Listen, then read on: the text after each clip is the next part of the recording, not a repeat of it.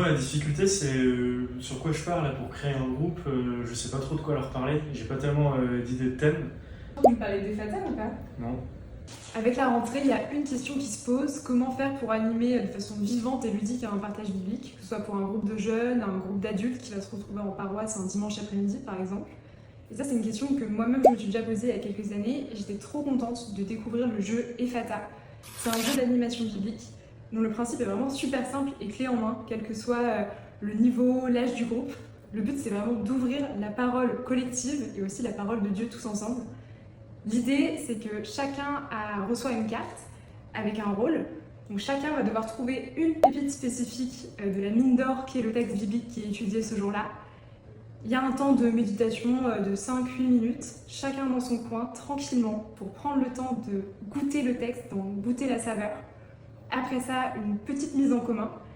Et là, l'idée, c'est vraiment que même les plus timides, même les moins bavards, puissent vraiment avoir l'occasion de transmettre ce qu'ils ont reçu de la parole de Dieu et que les autres aient aussi la grande chance de pouvoir découvrir ça.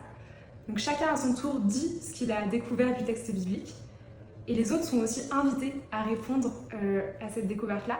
Donc par exemple, en fait, quelle émotion ça fait ressortir en moi ce passage biblique? Qu'est-ce qui se passe aussi? Ça, c'est une vraie question. Qu'est-ce qui se passe dans ce court extrait biblique? Parfois, c'est pas si facile que ça à résumer. Quel personnage me touche le plus? À quoi ça fait écho dans ma vie?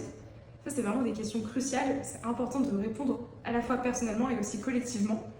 Et enfin, le jeu, il propose pour chaque fin de partie une petite proposition spirituelle avec une petite prière guidée qu'on est libre de suivre à la lettre ou non.